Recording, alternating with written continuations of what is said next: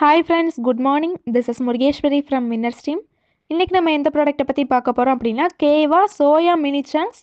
இந்த ப்ராடக்ட்டோட net quantity 200 grams. இந்த product நமக்கு வந்து குவாலிட்டியான சோயா ஃப்ளோரில் மேனுஃபேக்சரிங் பண்ணி கொடுத்துருக்காங்க. 100% நேச்சுரல், எந்த ஒரு கெமிக்கல் கண்டென்ட்டும் இல்லாமல் நமக்கு இந்த ப்ராடக்ட் வந்து மேனுஃபேக்சரிங் பண்ணி கொடுத்துருக்காங்க. அது மட்டும் இல்லாமல் நமக்கு வந்து இதில் ஃபுல் அண்ட் ஃபுல் ஆர்கானிக் முறையில் உள்ள ப்ராடக்ட் மட்டும்தான் நமக்கு இதில் ஆட் பண்ணியிருக்காங்க. அது மட்டும் இல்லாமல் நமக்கு ப்ரீமியம் குவாலிட்டியில் மேனுஃபேக்சரிங் பண்ணியிருக்காங்க. இதில் வந்து நமக்கு நியூரிஷிங் ப்ரோட்டீன்ஸ் லெவல் வந்து அதிகமாகவே இருக்குது. அது மட்டும் இல்லாமல் நம்ம ஃபேமிலிக்கும் சரி, வளர்கிற குழந்தைங்களுக்கும் சரி, வயதான பர்சன்ஸ்க்கு, ப்ரெக்னென்ட் லேடிஸ்க்கு, டயபெட்டிக் பேஷண்ட், கார்டியாக் பேஷண்ட்டுக்கெலாம் வந்து இந்த ப்ராடக்ட் வந்து ரொம்ப அதிகமான ப்ரோட்டீன் லெவல் கொடுத்து நம்ம பாடியை வந்து நியூரிஷிங்காக வச்சுக்கிறதுக்கு வந்து உதவியாக இருக்கும்.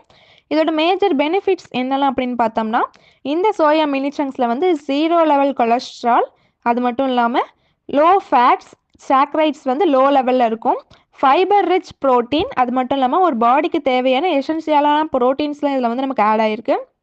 அது மட்டும் இல்லாமல் டிஃபேட்டட் சோயா ஃப்ளோர், நம்மளோட க்ரோத்துக்கு தேவையான அளவு அமினோ ஆசிட், அது மட்டும் இல்லாமல் குழந்தைங்களுக்கு தேவையான வளர்ச்சிக்கு தேவையான எல்லா எக்ஸலண்ட்டான ப்ராப்பர்ட்டிஸும் இந்த ப்ராடக்ட்டில் நமக்கு வந்து ஆட் பண்ணியிருக்காங்க. இதில் இருக்க நியூட்ரிஷனல் இன்ஃபர்மேஷன்ஸ் என்னெல்லாம் அப்படின்னு பார்த்தோம்னா, இதில் வந்து நமக்கு எனர்ஜி வந்து 345 கேலரி இருக்கும், protein 52 gram, carbohydrate 33 gram, fat 0.5 gram, dietary fibre 13 gram, calcium 350 milligram, iron 20 milligram. இதெல்லாம் தான் நமக்கு வந்து நியூட்ரிஷனல் இன்ஃபர்மேஷன் இதில் கொடுத்துருக்காங்க.